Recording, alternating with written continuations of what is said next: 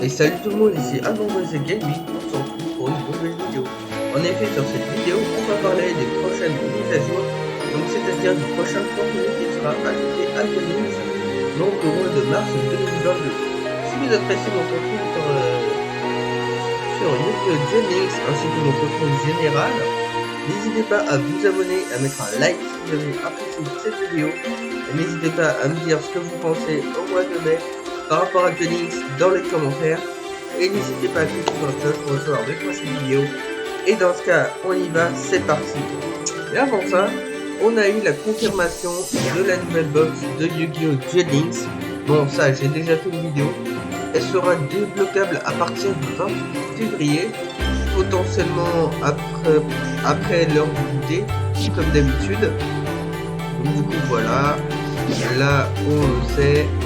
Puis là, on a également en notification préalable donc le texte de Duelings de la fusée de Turbo. Donc quand elle sera invoquée normalement, on pourra détruire un monstre contre l'adversaire qui a combattu cette carte et on va le détruire. Donc ça ne s'applique pas avec la main phase 2. Mais là, on va voir les prochaines mises à jour. Et en effet, avec cette mise à jour, on va commencer donc avec le Grand Prix Turbo Duel. Donc en fait, ce Grand Prix Turbo Duel, où on fait des Turbo Duels, on va pouvoir augmenter des rangs. Donc en fait, ça va être, vous l'avez compris, donc ce sera sur le monde de 5Ds. Et je vous montrerai ma version post-banlist finalement à 20 cartes. Je pense que ce sera le meilleur deck pour cet event. Donc la post-banlist Arky à 20 cartes, qui a une decklist qui est beaucoup plus stable que celle que je vous ai présentée récemment sur la chaîne. Donc on va pouvoir avoir ces cartes ainsi que le Sergent Caesar qui sera une carte ultra rare, un monstre niveau 5, Ténèbres. Il va nous falloir un synthétiseur de type démon plus un autre monstre synthétiseur en plus. Il a 2200 points d'attaque et 1800 points de défense quand il va détruire un monstre adverse et envoyer au combat. Donc il va pouvoir gagner 800 points d'attaque jusqu'à la fin du tour et il pourra faire une seconde attaque. Ça peut être bien. Mais faut pas qu'il se stoppe donc par des staples ou autres cartes. Donc voilà. Après on aura Minars, mon dueliste, mon personnage préféré de l'Arc-5, qui va faire son retour, qui sera débloquable. Donc j'ai déjà fait une vidéo sur lui qui a plutôt bien marché, donc moi ça va débloquer. Et à l'occasion de Declan Akaba, je vous referai également la version post-banlist deck Lily, donc avec les clans Akaba. Je vais parler en vite fait des deux compétences qui ont été mentionnées: contrat interdit, blanchiment de contrat, interdit et blanchiment de contrat d'urgence. La compétence contrat interdit se déclenche quand vous avez 2 points au moins.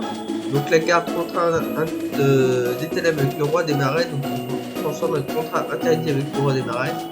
Donc ça vous coste ça va vous coûter 2000 points. Et faire l'invocation fusion d'un monstre triple D. Ce n'est pas la compétence que je conseille donc pour faire un deck triple D au niveau compétitif, ni la deuxième qui est le blanchiment de contrat d'urgence. Donc c'est une carte piège, en l'envoyant au cimetière, on peut détruire les cartes pièges pour magie et piège contre des ténèbres pour gagner 1000 points de vie. Donc moi je les ai pas obtenus, je vais les obtenir juste en fois pour les obtenir, mais je ne vais pas les jouer. Donc vous verrez également ma decklist, donc ce sera un deck qui marche plutôt pas mal. Ensuite, un nouvel événement de duel par vague est là. On fait des duels par vague avec des personnages de chaque série et on remporte des manches.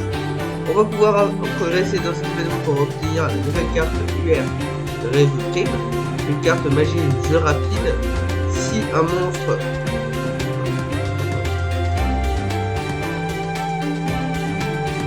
donc son effet, c'est que si un monstre combat et détruit un monstre adverse au combat, on cible une carte au cimetière, on l'ajoute à la main, mais peu en reste pour ni active de carte ni d'effet de carte avec le nom de la carte qu'on met à la main. Et le carte lien de la non-hésitation, c'est une carte piège continue qui va annuler les effets des cartes monstres pendules donc quand leur effet pendule vont être activés. et qui vont te permettre de bannir que c'est. J'avoue que ça peut être une staple, donc une carte qui peut être ajoutée dans les decks, plutôt intéressante. Après, nous aurons un nouveau personnage apparaîtra. Donc ça, j'avais déjà fait une vidéo sur ça. Et donc, par rapport au que ce personnage-là serait débloquable donc sur cet événement-ci, donc de Anakaboom. Et ce personnage, donc la fin de ce parcours, vous allez voir mon spectacle divertissant, il s'agit de Sora. Donc il apparaîtra, on va voir le début de l'archétype Genix Pelishimal. Donc ah oui, avant il y a la quête de donjon, donc on fait des autres pour obtenir des gemmes, il y a des cartes, le tour de niveau de mission, voilà. Et donc ça va être le début de l'archétype Shimal. A voir s'il y aura de bonnes cartes Pelishimal, donc qui seront ajoutées sur Genix. Donc on aura seulement 2 cartes à partir de cet événement. Et je crois normalement le mois prochain, il sera comme personnage jouable débloquable, notre cher Sora. Ensuite, obtenez un dueliste légendaire. Donc, on récupère les duelistes, il suffit pour l'affronter comme d'habitude. Sa phrase du dialogue, c'est pour être honnête, j'ai l'impression qu'il surveille. Et ça va être un nouveau personnage de Darkseid,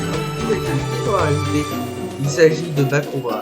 Et si c'est le cas, j'espère que Konami ils vont un petit peu augmenter le niveau de nos duelistes Darkseid Ultimate, le cap au niveau 40. J'espère qu'on va pouvoir de bonnes récompenses et donc ça va être assez. Et le recherche de mission, donc on collabore avec lui, voilà, pour obtenir des récompenses. Maintenant, on va pouvoir passer à l'autre partie de la vidéo. Concernant l'explication de l'event Anakaboom, cet événement a débuté hier, donc le 24 février, donc le jour où j'enregistre cette vidéo le 25. Donc en fait, on va pouvoir, donc il faut progresser dans l'événement pour débloquer Anna ainsi que la nouvelle carte UR, Chevalier Knight Express. Donc en soi, on fait des duels pour obtenir ces mini blasters volants. On affronte Anna, on termine les épisodes, donc le premier, comme on peut le remarquer, donc il va falloir avoir donc 60 blasters volants et la vaincre au niveau 10, donc c'est assez simple, puisque vraiment au niveau 10 c'est vraiment ils utilisent vraiment des cartes assez nulles, et donc en fait on pourra après ça au niveau 20 on pourra l'affronter au portail. On va pouvoir avoir des gemmes, des plus de compétences. Après l'épisode 1, il va être bouleversé, on sera de retour en duel. Et après ça, on pourra l'affronter avec un deck d'événements. Donc Dana, donc pour l'affronter comme avec les Kai, tout ça. Alors, voilà, donc il sera débloqué à partir du 26 février à partir de 7h, soit demain. Sa carte utilise sur le super cuirassé canon ferroviaire. Donc pendant ce temps où il sera débloquable, il sera avec sa compétence hors de contrôle. On pourra avoir les cartes cibles, voilà, tapis 2, protège carte. On va pouvoir avoir le Chevalier Knight Express.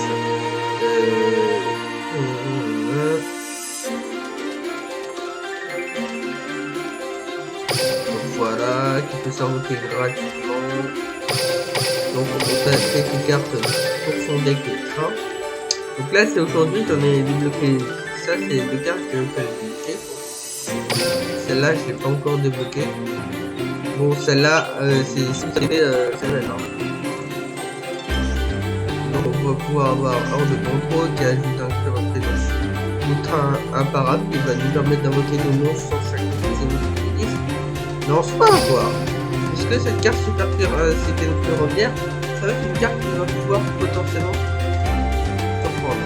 A voir si ça va être bien fait dans le public.